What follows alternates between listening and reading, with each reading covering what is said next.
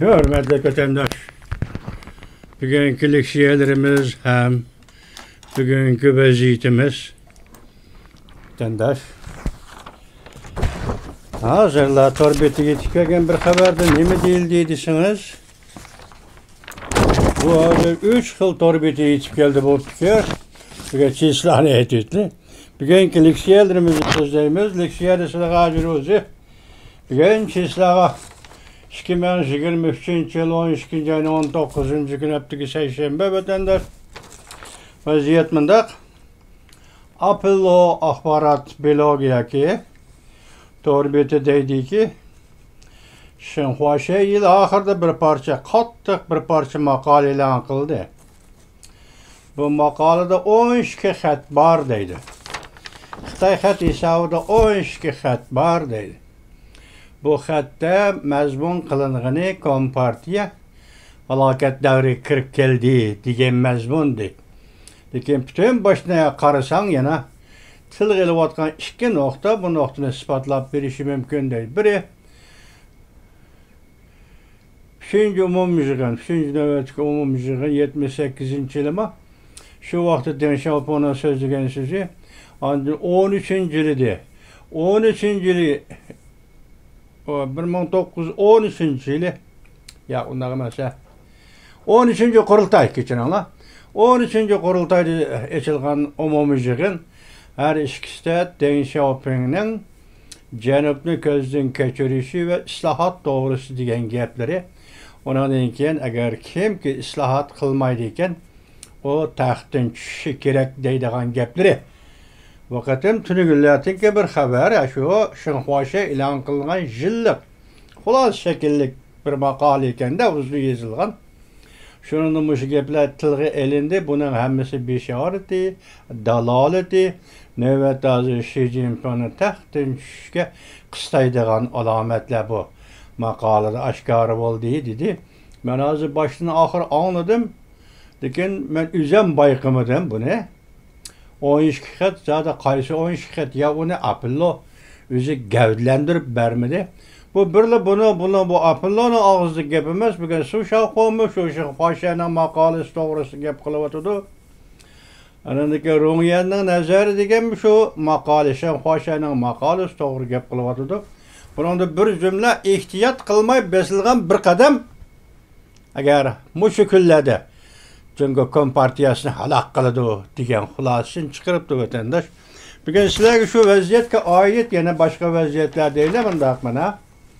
Hozir Markaziy komitetning eng ixlosmand kadri yoki Cungo Kompartiyasining o'zining maydonidan aytganda Rais Xi Jinpingning ishonchli odami Jonanxayda qalaymaqalchilik yuz bergandeklar tuyuqsiz qo'lga olindi dedi.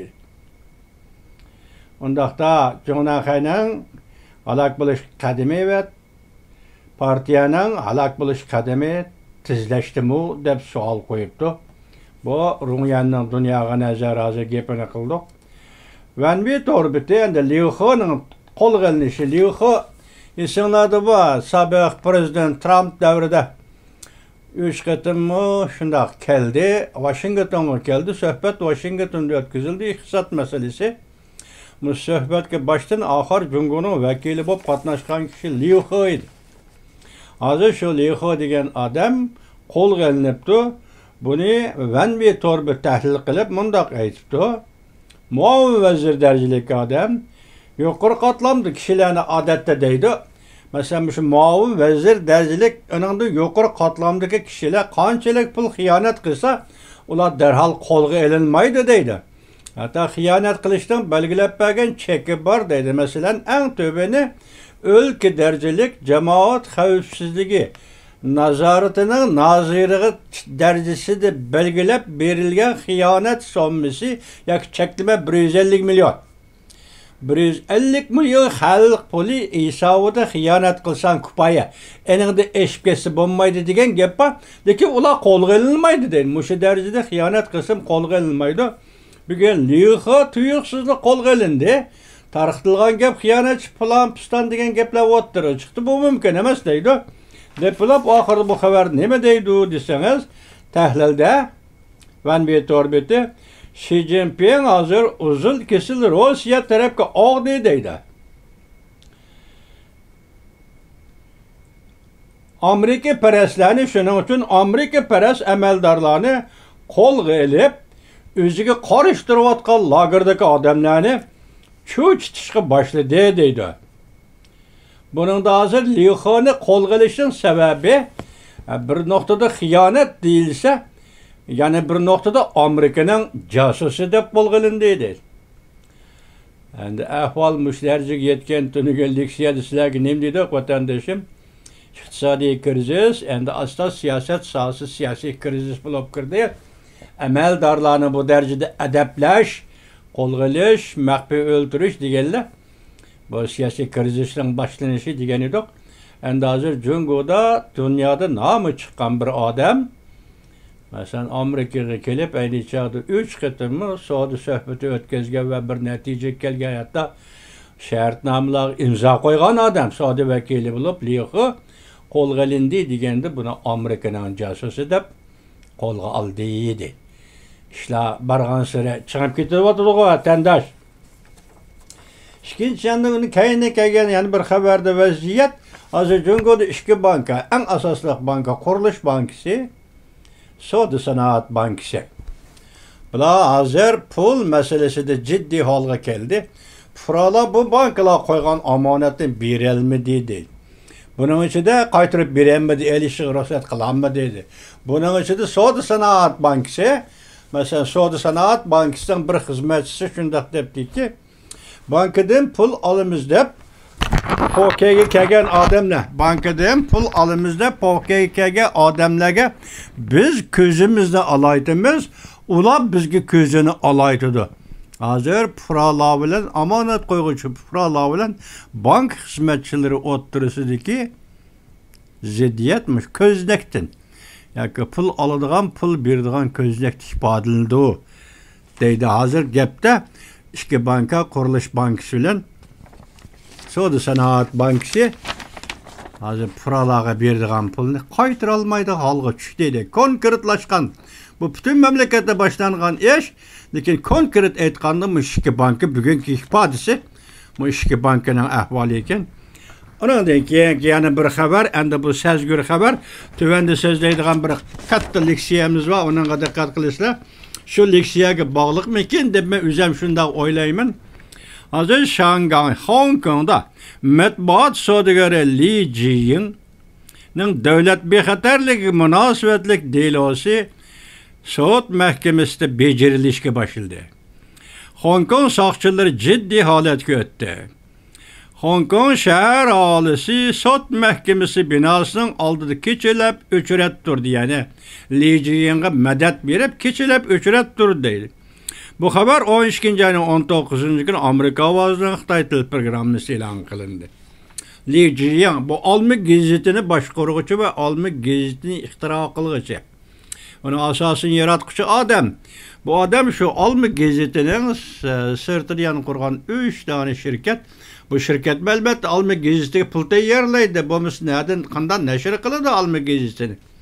3 şirket şularni jinoyat ayblaganda, Li Jiyingni jinoyat ayblaganda bu ayblashning hammasi yaqinda Shanghayda, Hong Kongda yo'l qo'ygan davlat bexatarligi qonuniga munosabatlik. Ya gapning o'zi hozir Li Jiyingga otgan jinoyat o chet el kuchlar bilan kuch beri qo'l elishdi. Chet el kuchlar bilan birlashib davlat bexatarligi qonuniga xiloflik qildi. Yoki Shanghayning ichki ishlarini qalaymagan qildi, maqsad shu-ku. Deb hozir bu kishini bugun sud kollegiyasiga yoki mahkamaga sud qilishga, tergov qilishga, tekshirishga boshladi. Bugun bu 2 kundan beri Shanghayda ketayotgan gap mana shu. Agar bu sud aşı jinoyat bo'yicha bo'ldigan bo'lsa, Li Jiyingni balki muddatsiz qamoq jazosi berishi mumkin degan parazlarni hozir to'rbetdagilar o'ttirg'i chiqaryapti. Anandagi yana bir xabar vatandosh. Amerika Qo'shma Shtatlar Davlat Majlisi Jungo komitetining raisi, Adliya ministrligining San Fransisko yuqori darajali suhbati mazgilida Jungo Kom partiyasi cho'moqchilarining namoyishchilarni urilib yaralandırganlığın tekşirişini talep kıldı. Mavzuli xabar 12 ayının 19 günü Amerika ovozidan Xitoy tili programmasi e'lon qildi. Masalan, Davlat Majlisi qarmag'ida Jungo komiteti, Jungo komitetining raisi Chris Smith efendi, ana Demokratlar Partisidan ortak reis Jeb Merkley, senator Jeb Merkley, ikki nafar reis hozir Amerika Qo'shma Shtatlari Adliya Ministerligiga xat yo'llab hem talep qilib San Fransisko yig'ini mezgilida namoyishchilarni urgan Kompartiyaga qo'lchimoq bo'lgan odamlar kam. Bulardan keyin Jungoning Washington turishliq bosh elchixonasi bormi yo'q? Yoki boshqa diplomat amaldorlar buni keyinda qo'mondonlik qildimi yoki bularni kuch ko'rdimi yo'q? Mushuni Amerika Adliya Ministerligining tekshirish bir qaror elib, bu to'g'rida bir xabar berishini talab qildi. Davlat Majlisi yaqinda ochilgan guvohlik berish yig'ini shuning aloqador edi. Hozir bugun endi reis Chris Smith, shundaqla senator Jeb Merkley Adliya Ministerligiga yozgan xatida buni talab qildi. Bu hozirdan yaqindan beri Amerikada boshlangan Jungo qo'lini uzatdi. Jungo davlat alqıgan aldı başqa davlatlar yaşayotgan Jungolik o'qituvchilar va yoki g'ayri fikrdagilar yoki kishilik huquq faoliyatchilarini parokanda qildi. Ularga tahdid soldi. Mushu mazmunda yaqin Davlat Majlisida bir ochilgan guvohlik yig'ini bordi. Shu yig'inda bugun endi Chris Smith efendi ana shunday adliyaga talab qo'yib, sen buni aniqlab ber debdi vatandosh.